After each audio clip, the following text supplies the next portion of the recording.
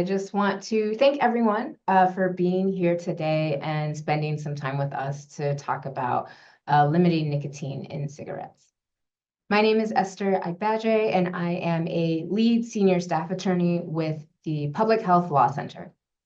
I lead our federal regulations team that follows updates from the Food and Drug Administration, particularly related to commercial tobacco control, as well as how to advocate for more comprehensive control policies and regulations with our partners, many of you who are on the call. The Public Health Law Center is located at Mitchell-Hamlin School of Law in St. Paul, Minnesota. The center helps local, state, national, tribal, and global leaders to promote health by strengthening public policies. For over 20 years, the center has fought to regulate and eliminate commercial tobacco products, increase access to healthy food, support physical activity, promote equitable transportation, and improve environmental health as a means of reducing chronic disease. The Public Health Law Center is based in St. Paul, Minnesota, as I mentioned, and we acknowledge our presence on the tribal and treaty homelands of the Dakota Oyate since time immemorial. These lands are home to the Sisseton, Wapetan, Mitawankton, and Wapekute Dakota peoples. This land acknowledgement on your screen was developed by the Native American Law and Sovereignty Institute at the Mitchell-Hamlin School of Law, and we are using it here with permission. For more information on the indigenous peoples of these tribal lands, we encourage you to visit the URL on the slide.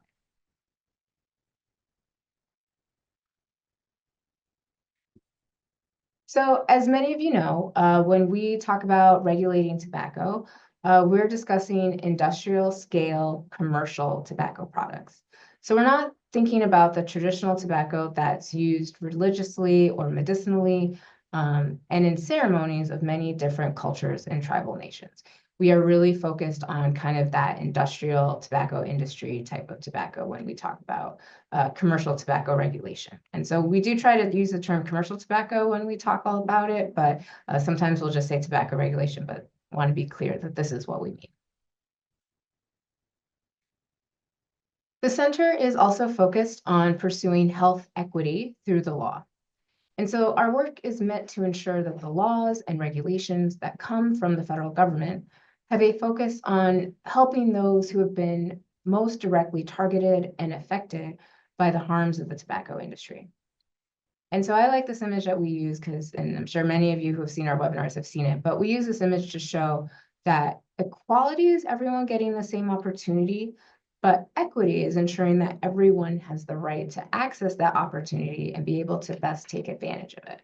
So like here, when crossing the street, there's only one type of curb and there's no audio support, and it can make it harder for those who have other limitations to cross the street.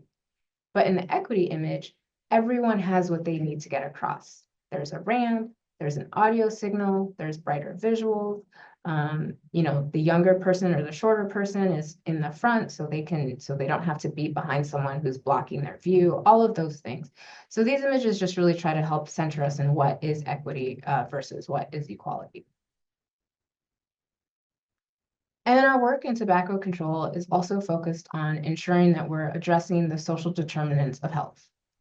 Because our goal is policy that improves the public health, we must consider the social determinants of health. So like in tobacco control, things like how the industry has specifically targeted products at marginalized communities, but also then going further, how did those communities end up marginalized in the first place, as well as thinking about where inequity lies in society in general.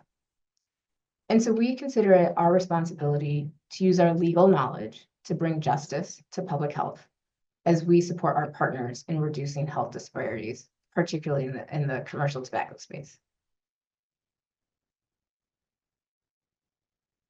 For those of you who might be new to our work, the Public Health Law Center offers free legal technical assistance to communities, public health advocates, and other partners, similar to other local government entities.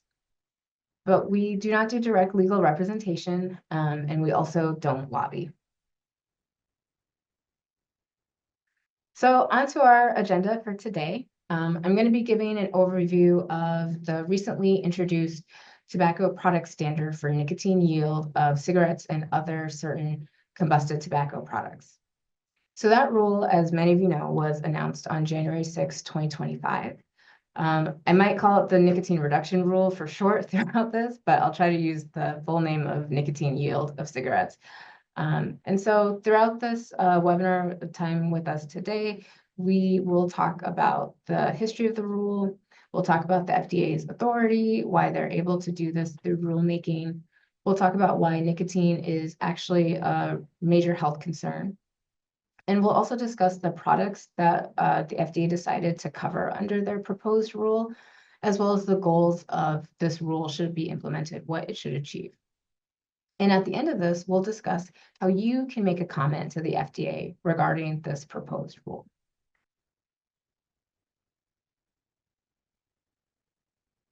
So the idea for the rule initially came from a 1994 research paper by Benowitz and Henningfield.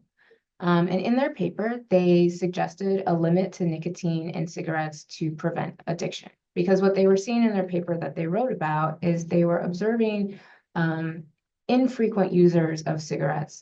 They were called chippers in their paper, and basically people who didn't use cigarettes all the time. And so they didn't form the same type of dependency on cigarettes or nicotine as people who use cigarettes much more often.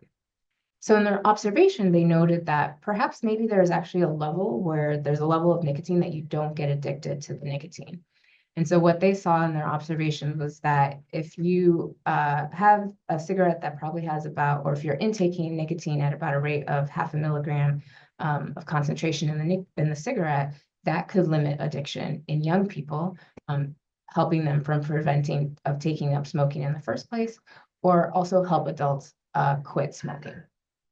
And so this paper and their suggestion to the federal government that the federal government may want to look into regulating nicotine in cigarettes has led to this discussion of this nicotine yield proposed rule that we have in front of us today.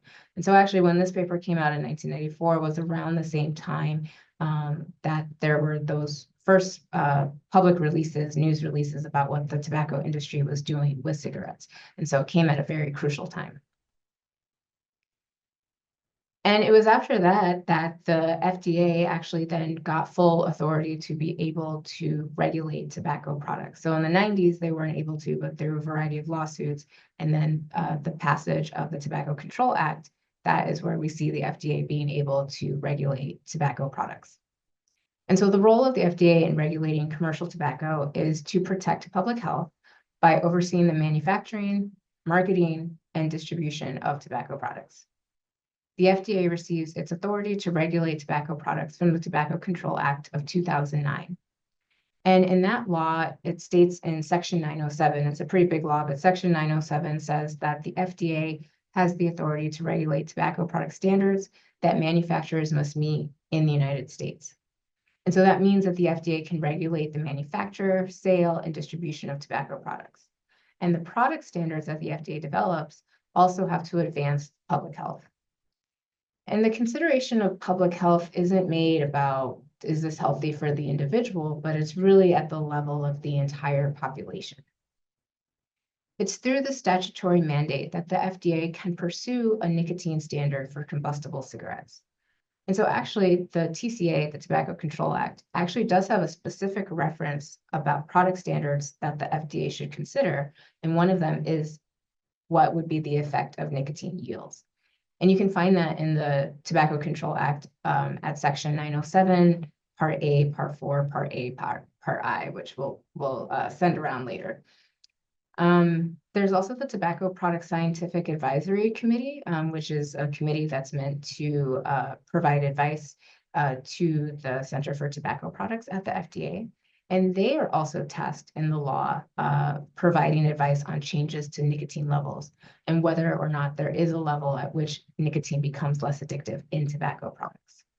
So this notice of proposed rulemaking is actually a long time coming from not only just that initial paper in 1994, but this passage of the Tobacco Control Act in 2009.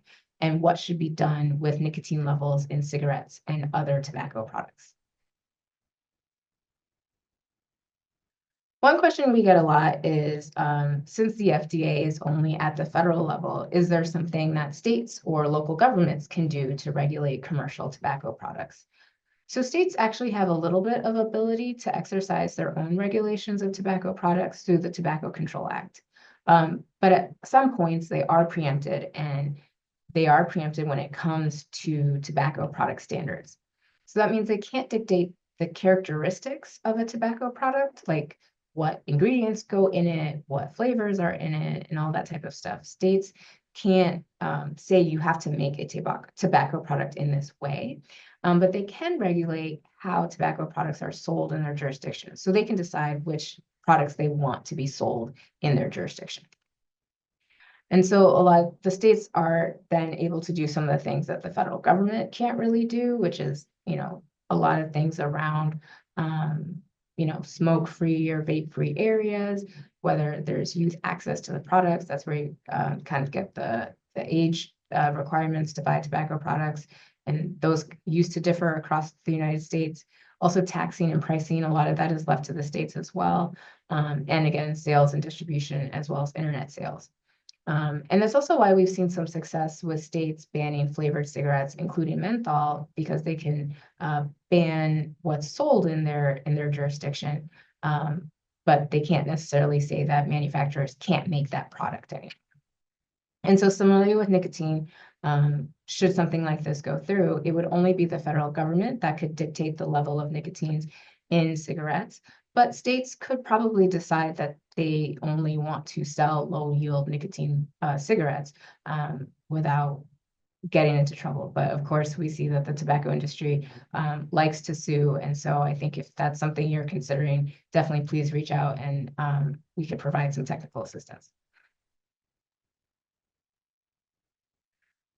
So after significant research on the negative effects of nicotine in cigarettes, in July 2017, the FDA announced its intention to regulate nicotine in its advance notice of proposed rulemaking.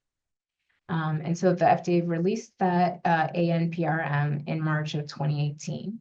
And it sought comments to discuss whether they should consider other products beyond cigarettes. I think at the time in 2017, they were only looking at reducing the nicotine yield in cigarettes. And if they should, and so that was a question they had for folks, is if other products should be covered. They also wanted to know what would be the appropriate maximum level of nicotine.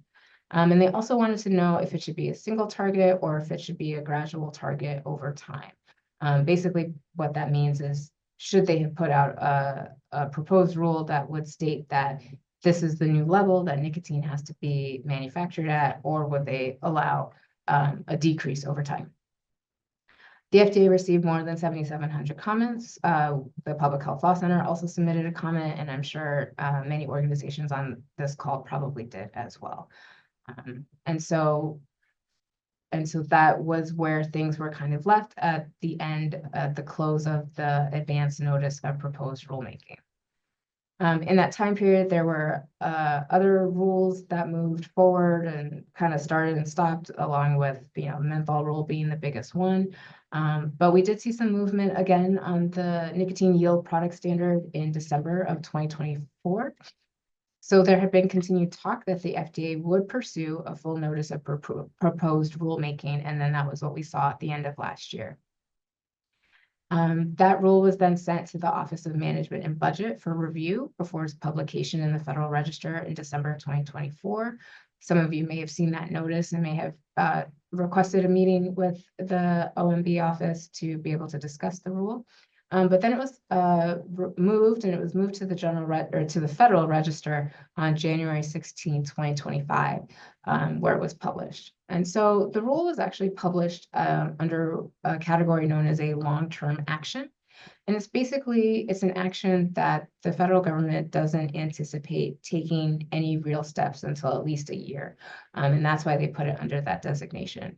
And you'll notice that that's partially why the comment period might be so long. Usually comments are kind of within about 90 to 180 90 days or less. And then, but this one was over 200 days, pushing into September of 2025.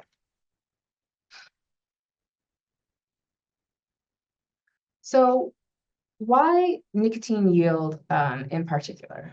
Well, nicotine is highly addictive.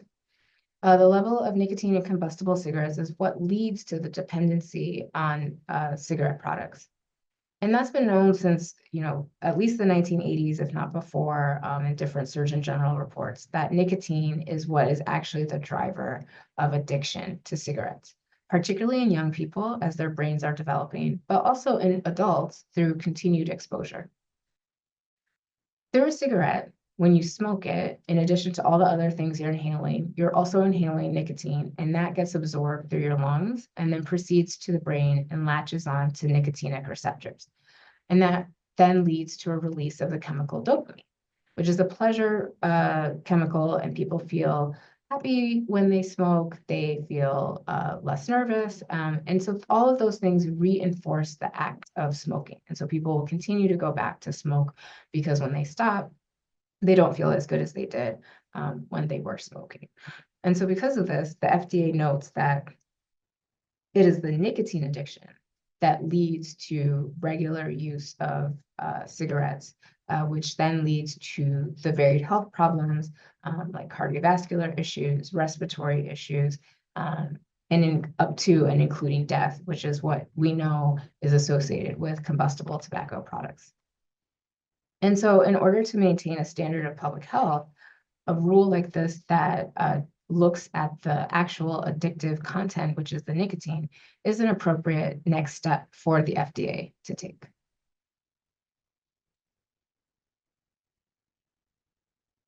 So with all of these issues in mind, the FDA went forward and announced a proposed product standard to reduce nicotine in cigarettes to non-addictive levels.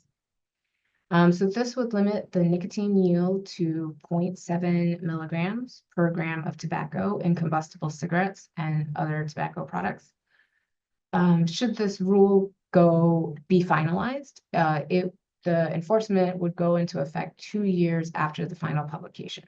Of course, we anticipate that there will probably be multiple lawsuits as well, but at least the main idea is that 2 years after this final publication of the rule, then you would start to see enforcement of this 0.7 milligram standard. Enforcement would also be targeted only at the manufacturer, distributor, and retail level. As noted multiple times, enforcement around cigarette use is not at the personal use level. The FDA only has jurisdiction and ability to control what manufacturers sell and distribute and make in the United States. So if you were, should this rule go into effect and you had a regular nicotine content cigarette on you, you could be prosecuted for that. But if you were a retailer or distributor and you were still trying to sell those after the rule went into effect, that's when you might run into trouble. The market path for these products would actually still go through the pre-market tobacco product application process, so the PMTA process. Particularly because that's used particularly for new products. So if you're making a new product that has a low nicotine yield and it hasn't been on the market before, you would need to go through a PMTA process. Or I should say, if it hasn't been authorized by the FDA before, you would need to go through the PMTA process. The other way you could do it is through the substantially equivalent process for products. If the only change to that product is just the nicotine level, you could apply for a substantially equivalent authorization to say that everything else in the cigarette is the same, or everything else in the combustible tobacco product is the same, but you're just reducing the nicotine level. There's also an exemption from the substantially equivalent for minor modifications. So this probably would mostly make more sense for products that may have already had a lower nicotine level, and they're only just, making some small tweaks to it.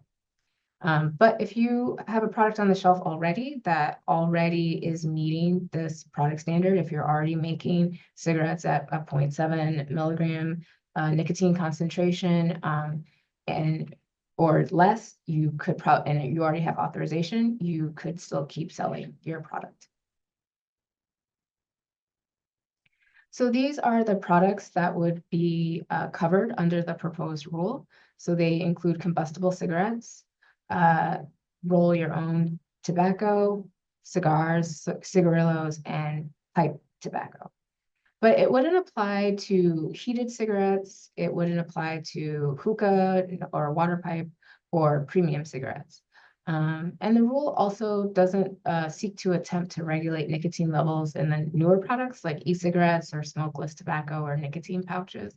So this rule really is focused on a certain set of the combustible products. And a lot of that is really because of how those products have led to the most detrimental health issues for people.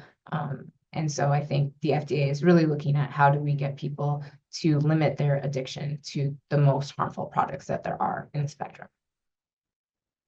And these are just some photographs of what the products look like. We've got cigarettes and loose tobacco. We've got snus. There's also here the low nicotine content cigarettes that are already on the market. And then these are the heated products, IQOS. So basically, a variety of these things, not all of them would be regulated under this proposed rule if it were to go through. But these are just many of the products that are out there that are seeking to make people more addicted to nicotine. So when it comes to the low nicotine content cigarettes, this has actually been a product that's been around for a while. I mean, it's actually been a technology that's been available to the tobacco industry since at least the 1920s. The tobacco industry has made and advertised low nicotine content cigarettes at various times, and they have all ranged with nicotine content levels from 0.4 milligrams to up to 1 milligram. And some of these labels were sold in the 1970s and 80s. But after a decline again, there was a little bit of renewed interest when low nicotine cigarettes were given authorization in 2019. That's through the 22nd Century VLN brand, which we saw in the previous slide. And that's one of the only ones to have an FDA authorization. But even still, they make up a very small percentage of the market share, less than 0.001%. And so they're not super popular. And so I think a product standard like this would really have the effect of making sure that all of the cigarettes are low nicotine content or very low nicotine content cigarettes to try to see the effects that is coming up in studies. So the data that the FDA relied on for this proposed product standard shows that very low nicotine content cigarettes are less addictive. People try to quit more, and people don't form that dependency on nicotine like they do with a regular cigarette. And this especially happens, the FDA saw in its data, when it's used in coordination with a nicotine replacement therapy. And so those are all the things that they think can lead to better quit rates. And so that is the goal of this proposed product standard, which is to reduce the use of cigarettes in the population. And so even though cigarette use has been declining in the United States, it is starting to plateau. And then when young people are using tobacco products, they're actually using the non-combustible products like e-cigarettes. But the danger still in there is that there tends to, for some of those users, they then start to dual use between electronic cigarettes and combustible cigarettes. So kind of the worst of both worlds. As part of the reason, again, why this is really important to pursue this rule is because cigarettes are still the most preventable type of death, with approximately 480,000 people dying yearly from tobacco use. And should this rule be finalized and implemented, the FDA would also meet the goal of reducing avoidable health costs related to not only people dying, but also people who have exacerbated health issues from cigarette use. So the outcome of this rule is anticipated to hopefully lead to less people smoking, less people starting to smoke.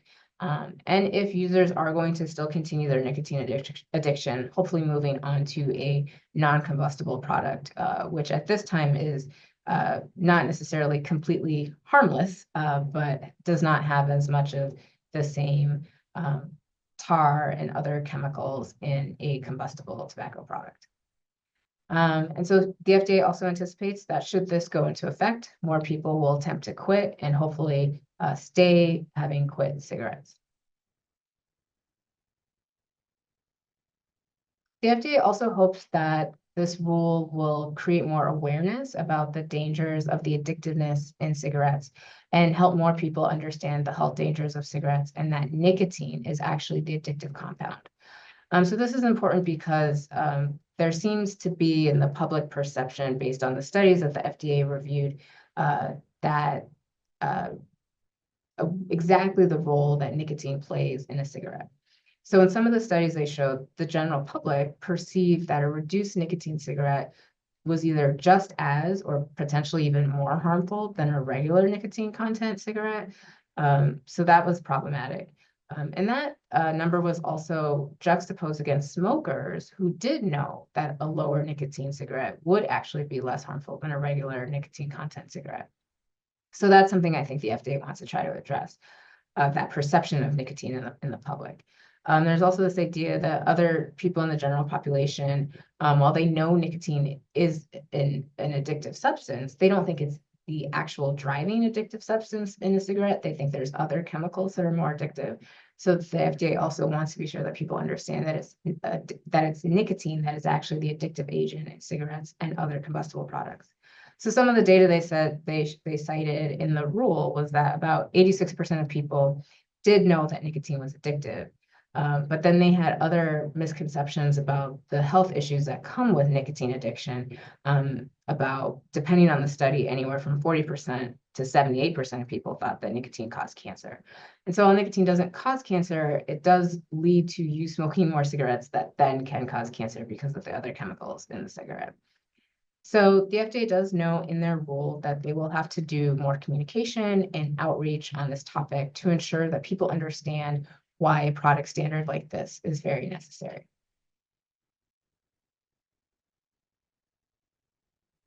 So this rule has the potential to be another major step towards reducing smoking rates even further in the United States. And even with that, though, the rules, the FDA says that the science shows that people use less nicotine when they smoke a low yield product like a low nicotine content cigarette. They'll have more quit attempts and they'll maintain their ability to quit. The FDA also thinks that young people will be less likely to initiate or maintain an addiction to smoking, even if they do try smoking, if there are only low nicotine content cigarettes on the market. But still, one of the main concerns from the public health perspective is that if consumers do end up switching to a non-combustible nicotine product, we don't have a lot of strong regulations about those new products. I'm sure many of you have been following along, seeing that the FDA is at times trying to crack down on illegal e-cigarettes. They are putting out marketing denial orders for a number of e-cigarette manufacturers, people who make flavors, all of those types of things, and other smokeless products. But even in that environment, the FDA is also still authorizing flavored e-cigarettes in ZYN pouches. They've even authorized certain menthol flavored e-cigarettes. And so none of that has yet to really have an effect on limiting the sale of the unauthorized e-cigarette products. So we're still seeing that in the market with not a lot of regulation. And so without a really strong program to ensure cessation, which the FDA does know in their notice of proposed rulemaking, that would be necessary to ensure the implementation of the rule. And so right now, I think the way the rule is written, it could be useful in curbing combustible tobacco use, but on the point of curbing nicotine addiction, with so many other nicotine forward products out there, I think that will be a little bit harder to discern. One of those reasons is particularly because young people are actually the main consumers of e-cigarettes and smokeless products. And so young people will still be vulnerable to the practices of the tobacco industry, and they would still be susceptible to a nicotine addiction, which then could also lead to them dual using products that are out there. And so now, now that the rule is out there, hopefully you've had a chance to peruse it or at least understand it a little bit better. So you want to submit a comment. So as we stated earlier, the comment period is now open. It closes September 15, 2025, and this comment period is required under the Tobacco Control Act. So if you look at Section 906B2, it does state clearly that any regulations for a tobacco product standard need to have a comment period, and so the public does need to comment on this. That's especially important to note now with a recent development from the Department of Health and Human Services. Earlier this week, the new secretary stated that he wanted to limit public comment in rulemaking. And though that memo or that new policy may not affect comments that are based on a statutory requirement, just like with the Tobacco Control Act, we just are watching that very closely just to see in case there may be any changes coming from the federal government. Basically, right now, that memo that came out says that comments should be discretionary, especially when it's dealing with something that's more about personnel or contracting within the agency. But it also says that comments could be discretionary based on if there's good cause. That's not really fully defined, but some of the statements that have been coming out around it are saying that if it is defined in statute that you need a comment period, that this new policy would not apply. So we'll still keep watching this space. We'll let you know. I'm sure we'll have more information out soon about kind of our analysis of that new policy. When you're drafting a comment, you don't have to worry about the length. It can be as short or as long as you want it to be. You can also submit a comment as yourself on behalf of your organization or even anonymously. And so you can submit a joint comment with others. This could be particularly helpful because if you're planning on submitting multiple comments, it's not like an election or a competition or even like writing your member of Congress. They're not going to stack up how many people are for the proposal versus how many people are against the proposal. But if you do have a lot of people that are like-minded and you could submit that comment together. And so it might be more substantive to show that this particular idea has a lot of support from different individuals and organizations. So that's better than thinking about it as a form letter that you would need to submit multiple times.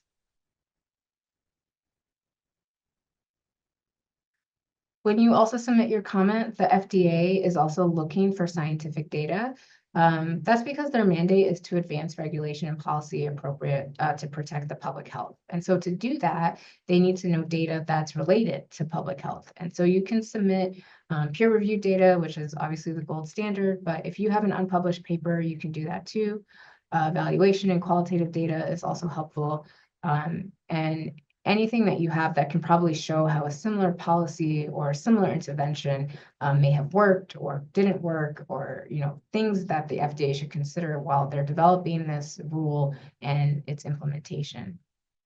You can also submit data that's maybe more localized, but if you're submitting something like that, it's important to provide the context, whether it's local or wider. It's always good to provide the context. And if the information might be a little bit harder to find, you might want to include that in your comment. Basically, including that data in your comment can be helpful if you are certain that you want the FDA to review that piece of data. So usually the FDA is actually really good about this. They go out, they're their own scientists. They recover a lot of that data. A lot of that you'll see is in their very thorough rule when you read through it. But if you have something specific that you want them to take into consideration, it's best that you include it. Again, the comment should focus on what your organization has expertise in related to the subject matter of the comment, and you want to focus your comment on those issues. But you also want to relate it back to the rule and what can be effective to make sure that the rule is either improved or is implemented correctly.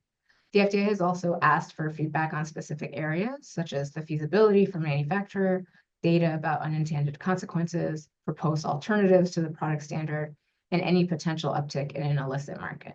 And so you can send comments about the scope of the rule, about what the FDA is seeking to understand, particularly in the area if they were right to exclude water pipe and heat, not burn cigarettes. And so even if you submit comments like that, they may not necessarily update the rule to include electronic products or smokeless products, but it would be worthy to put in a comment because they won't be able to do any significant significant changes, but they could do modifications that will help with the implementation. And so that could be influential in the rulemaking process. Overall, the comment period is useful for the FDA to create a record for what people have to say about the rule. And it can affect what the final rule will look like after all the comments have been reviewed. So it's important, and that will be especially important, especially if the FDA will take a long time in reviewing the comments or doing anything with the rule. And so finally, the Public Health Law Center, we have a number of resources on our website. You can find out more information about how to submit a comment. You can also find out everything you need to know about a comment about this particular rule in our administrative tracker. And so while we're not able to help you draft your comment, we can still provide that technical assistance if you're seeking support on what to draft. Similarly, the Public Health Law Center will also be submitting our own comments, so please reach out if you would be interested in partnering with us or doing a joint or complementary comment with us. So though there's changes in the federal government and those can be alarming, we have yet to see how this will begin to directly impact federal commercial tobacco regulation. But when it does, Public Health Law Center will be here to track and inform you of what's happening and how you can participate. So be sure to reach out to us through the information on your screen. And I really appreciate your time and attention today. And we'll move on to the question portion of the webinar. Awesome. Thank you so much, Esther. We do have a few good questions here to go through. One to discuss is, why are the products that are included in the Act, why are they covered instead of hookah or premium cigars or vape pouches or other products? Yeah, that's a really good question. I think what the FDA was noting throughout the rule was that they were looking at products that are used really consistently. And so I think that's why you see like cigarettes and cigarillos and things like that. But like hookah is, usually, particularly in the United States, is used kind of socially. It's not usually an everyday thing. And so they were looking at that as a way to try to, I think, where would have the most effect on a combustible product. Premium cigars were left out also because they're sort of used in a kind of social manner and not consistently, but also because there's a litigation ongoing about whether the FDA can actually regulate premium cigars at all. We have another question. Is there a concern about the possibility of the industry manipulating other ingredients to make products more addictive, like menthol, to increase the addictiveness of these products? Yeah, I think that's always a concern from the industry. I mean, I think one of the things we're seeing now are these nicotine analog products that are coming out. So these are products that haven't really been tested, but the few tests that have been done are showing that they may actually be even more dangerous and actually have real health consequences than regular nicotine, especially at higher potency levels. And so I think those are the types of things that the industry might be looking at to see if there's a way to make their product more addictive. Similarly with menthol, as I mentioned, that interacts with nicotine in a way that makes it harder to quit. And I'm sure there's other chemicals out there that the industry could take advantage of to try to keep people more addicted to their products. I'm going along with that. Then could we talk a little bit more about how the low nicotine level cigarettes, are they the same or more harmful than regular cigarettes? And that kind of goes with another question of like the dangers of nicotine, which you did go through in your presentation, but maybe we can emphasize how low level, are they less harmful than regular cigarettes and why? Yeah, I mean, I think that, the FDA definitely believes so, right? That's why they put out this rule. So I think what it is like this idea that if you're using nicotine and it's at a concentration level that you're not necessarily going to crave it, you're not going to want it, you're not going to have withdrawal symptoms, then it would be less harmful because you would be less likely to keep smoking that product, right?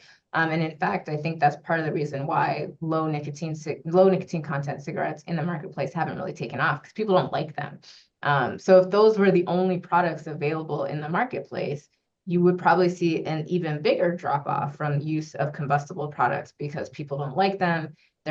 There's not that reception in the brain that's keeping you going back, even though, you don't like it, like the smell and all that type of stuff. And I think also there's this idea, because it's still sort of unknown exactly how dangerous nicotine is. I mean, one thing some studies have shown is that it can exacerbate the growth of a cancer tumor, but it's not going to cause that cancer, right? So perhaps at very low levels, nicotine maybe there is a safe level of nicotine, but I don't think anyone knows that yet. But I think one of the things the FDA wants to do, and a lot of public health advocates want to do, is start attacking the addictive quality of the cigarette, of the combustible tobacco product, and try to make sure that people stop using that product over time.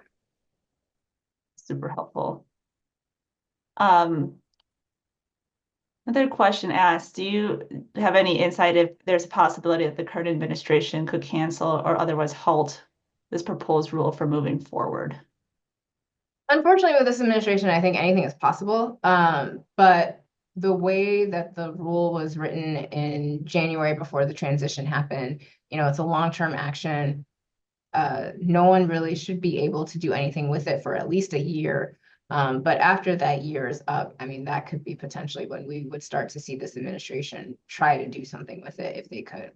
But ideally, I think a lot of public health advocates are really glad that it got out before the transition happened, in order to have it on the books, in order to have a comment period that's open. So that way, should a friendlier administration to tobacco products come on board in the future, all that data would already be there. All of those comments would already be there, and they wouldn't have to start from scratch. So that, I think that's the thinking. But of course, as we've seen over the past 6 weeks, this administration is fairly unpredictable. Thanks for that. And then also, and other than lawsuits, are there potential drawbacks of a 2-year effective date?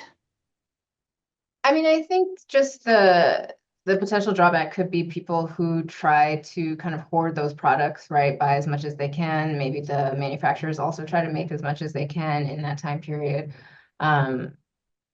I think whenever there's a delay for anything, it's hard to see those effects come online really quickly. There also could be some misinformation too about what's legal and what's not legal during that 2-year time period. So there's a couple of drawbacks, but it would be really hard and really unfeasible to start something like this immediately after all the regulations have gone through. So I do think having a 2-year period is probably the shortest they could do it. I know even now with the graphic warning labels, there's still some litigation happening with that, but they should be able to have that implemented within the next, I think it was about 18 months after kind of the last lawsuit went down.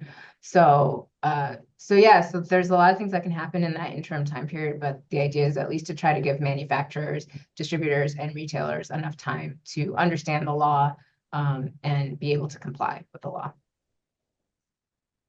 And we have time for one last question just to talk about second and third hand smoke. These are still concerns with these low level nicotine cigarettes, correct?